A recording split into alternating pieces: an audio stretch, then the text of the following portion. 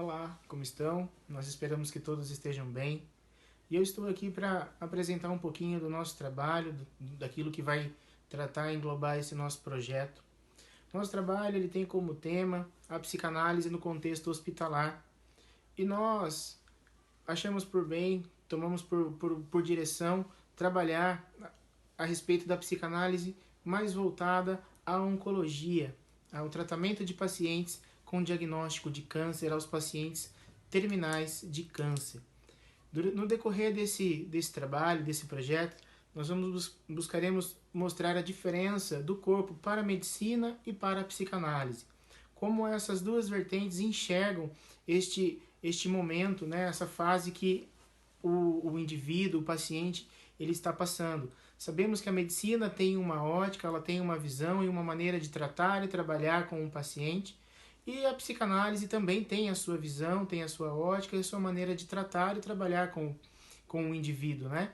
Sabemos que todo diagnóstico de câncer é um diagnóstico muito difícil, muito complicado para quem recebe e para toda a família também, para aqueles que estão em volta.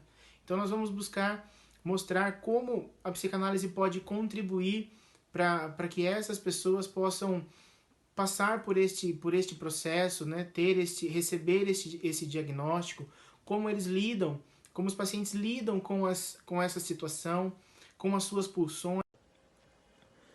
O câncer é uma doença muito traumática que afeta a vida física, emocional e social do paciente.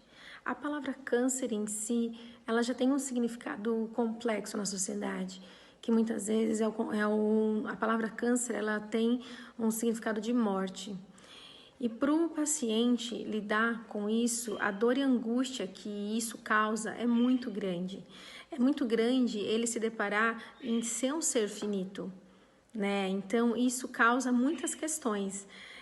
A prevalência da pulsão da vida, da pulsão da morte no paciente oncológico, ainda mais na fase terminal, é o significado que o significante câncer possui para o sujeito. Tornou de extrema importância a fala para os pacientes que estão vivenciando essa fase. A fala ajuda esses pacientes oncológicos nessa fase terminal a refletir sobre a urgência da vida do sujeito, promovendo por meio dessa fala, dessa conversa, dessa troca, a elaboração de luto devido a essas perdas, devido a todas essas perdas ocorridas nesse momento. Então, o psicanalista no hospital, tratando de pacientes oncológicos de fase terminal, tem uma importância gigantesca, né, para conseguir ajudar esse paciente a trabalhar com todas essas questões, né, e ter uma finitude, uma visão de fim de vida de uma maneira mais clara, menos traumática. Esse é o papel muito importante desse psicanalista nesse momento. Para entender o papel da psicanálise dentro dos hospitais na ala oncológica, primeiro é preciso entender a diferença entre o corpo para a psicanálise e o corpo para a medicina, como vamos ver a seguir. A função da medicina é a extirpação da doença, assim como da farmacologia é amortecer os males causados pela doença, remediando o remediado. Em casos de doenças como o câncer, que vamos abordar neste trabalho, a linha de tratamento para a medicina é a quimioterapia, radioterapia, cirurgia, deixando de lado a subjetividade do paciente, tornando-se ele apenas um objeto, dividindo a psique e soma. Segundo a psicanálise, o corpo não opera segundo as necessidades fisiológicas, e sim sobre uma busca constante de satisfação, chamada por Freud de pulsão. O corpo é entendido como uma construção, não estando pronto desde o nascimento. Sendo assim, há uma ligação entre o corpo e o psíquico, sendo muito importante ao tratamento os efeitos subjetivos do paciente. Ao manipular o bebê, a mãe dá nome a cada parte do seu corpo, formando as chamadas zonas erógenas. O bebê ainda não entende, segundo Freud, a diferença entre o seu corpo e o mundo externo. Ele precisa de uma operação psíquica para entender isso. A vestimenta imaginária do corpo possibilita ao eu o reconhecimento de eu sou isso. Segundo Lacan, essa imagem corporal passa por abalos ao longo da vida por viver em constante reconhecimento de si, abrindo uma ferida narcísica como se aquela vestimenta não te servisse mais. Sendo assim, o corpo tem a sua formação através da nomeação do outro, que fornece contorno para a fragmentação pulsional do bebê. O bebê se torna um ser falante através da fala dos pais, se reconhece através da fala dos pais que antes mesmo de nascer sonham e falam sobre ele. A exploração e a descoberta desse corpo passa a ser objeto de investimento da libido. A doença do corpo, segundo Lacan, pode coincidir com o advento da angústia, visto que é algo que não é falado durante a construção do eu. Ao sentir dor, o sujeito é lembrado de sua finitude. A dor é a quebra de silêncio do corpo, é um impulso impossível de descarga por ter origem interna, abrindo caminhos para a pulsão.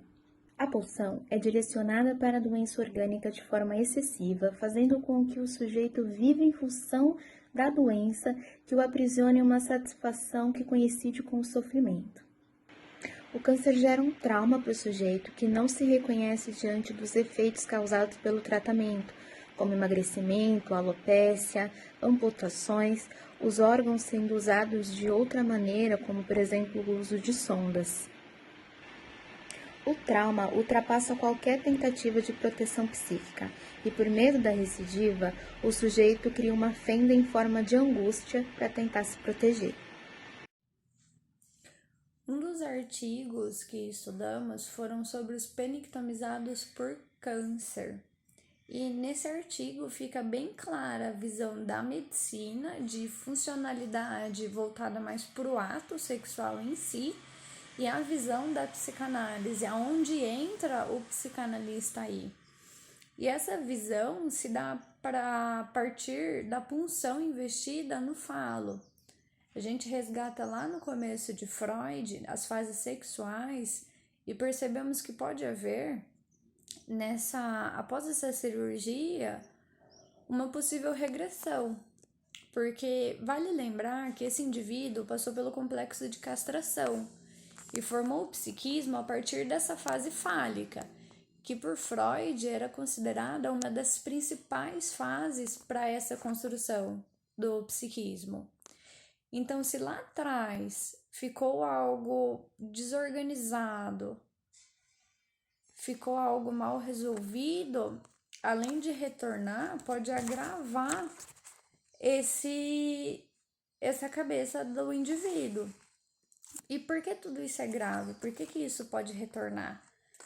No complexo de castração, entende-se que ele passou por toda aquela angústia de perda ou não do falo, porém ele não o perdeu. Agora, ele realmente perde esse objeto de extrema funcionalidade e de distinção de sexualidade. Eu, homem, quem não tem é mulher. Então, imagina o nível de desorganização que esse indivíduo pode entrar. E a visão psicanalítica, tendo essa abrangência maior, essa perspectiva maior, lida melhor por conta disso. Ele não vai só olhar para a parte funcional, para a parte fisiológica, se foi remoção total, uma prótese ou outros meios de conseguir esse prazer, ele vai bem mais a fundo do acontecimento. Um outro artigo que a gente leu que faz bem essa diferenciação do o eu com doença e o eu sem doença, sem esse corpo que me habita e me adoece, foi esse daqui. Podemos ler com Freud duas formas possíveis de apresentação do Unio-Leck. Não sei pronunciar essa parte. O estranho, a dimensão do recalque e do irrepresentável. Na clínica, com os pacientes em tratamento oncológico, o horror do encontro com o estranho aparece diante do emagrecimento abrupto, característico do avanço da doença, do inchaço desconfigurante pelo tratamento com corticoides, da alopécia consequente da quimioterapia, da perda de funções vitais ou mudança de funções dos órgãos, como o uso de sonda para alimentação e excreção e da própria modificação do corpo com a amputação de suas partes nas cirurgias mutiladoras. O corpo refletido não é aquele com qual o sujeito se reconhece, mas uma imagem não aceita pelo narcisismo, ou seja, sem a representação ou registro para o eu. Algo bem legal que o Lacan diz é que a imagem corporal com a qual o sujeito se identifica sofre abalos ao longo da vida, por se tratar de uma vestimenta que não serve tão perfeitamente ao sujeito, como se fosse uma roupa com a qual não me serve e eu não me identifico. E qualquer coisa que modifica a nossa aparência, seja espinha, um corte de cabelo, algo tido como banal, já nos traz um sofrimento muito grande, já traz consigo essa perca de identidade, esse medo do olhar do outro e como isso vai retornar para você. E com o câncer não é diferente. Esse artigo traz relatos de pacientes que perderam diversas partes do corpo, que tiveram sua modificação, e a forma com que eles se veem, com que eles se enxergam, é com um estranhamento muito grande. Tem uma mulher que ela fez a retirada do lábio e ela não se enxergava mais como mulher após isso, porque ela não tinha mais boca. E para ela, uma mulher precisava ter essa boca. Ela não seria mais objeto de desejo de nenhum homem e a partir disso ela se tornou uma reclusa, só saía de casa para as consultas, para médico e tudo mais, e também se tornou uma doméstica, porque se eu não sirvo mais como mulher, eu vou servir de outra forma. Tem também um caso de uma moça que ela tem câncer no pulmão, se eu não me engano, e ela emagreceu muito porque ela não consegue comer nem nada, e o uso das medicações e tudo mais. E ela fala que não é ela, e dentro dela habita um corpo, um sujeito que modifica tudo isso e impede com que ela seja ela mesma. O nível de desorganização que isso traz para alguém é gigantesco. E fora essa parte psíquica que traz mais a visão psicanalítica traz mais, tem toda a parte fisiológica, de dor, de modificação corporal, traz os órgãos tendo suas funções invertidas, como eu li anteriormente, de você comendo pelo nariz numa sonda, você respirando pela garganta. Então, a pulsão, a libido, tudo que habita o nosso corpo, que a gente veio construindo e organizando por toda essa fase de crescimento, por toda essa fase de vivência, é completamente descentralizada, é completamente modificada. Como vimos no decorrer deste trabalho, é de extrema importância a subjetividade do paciente e a fala. Sendo assim, vamos entender um pouquinho a dificuldade que o psicanalista tem de trabalhar em instituições. A realidade abordada pelo psicanalista é a realidade psíquica, ao contrário da realidade dos médicos que vem através de raio-x e de laudos. É muito comum pacientes com câncer de mama, por exemplo, precisarem fazer a mastectomia, que é a retirada total das duas mamas. Para a equipe médica, o horário já está marcado, a data já está marcada e não se pensa muito no que o paciente está pensando ou vivendo sobre aquilo. O papel do psicanalista nesse momento é ajudar o paciente a entender se ele está pronto para este momento ou não, se ele precisa remarcar a cirurgia ou não e passar isso para a equipe médica. O psicanalista não convence o paciente a fazer ou não fazer o tratamento de acordo com o que a equipe médica está trazendo. Ele apenas auxilia o paciente a tomar a decisão por ele mesmo. visto que algumas decisões, como a mastectomia ou a esterectomia, que é a retirada do útero, são cirurgias que não têm volta. É muito importante o paciente ter a consciência do que está acontecendo e de como o eu que ele reconhece vai mudar.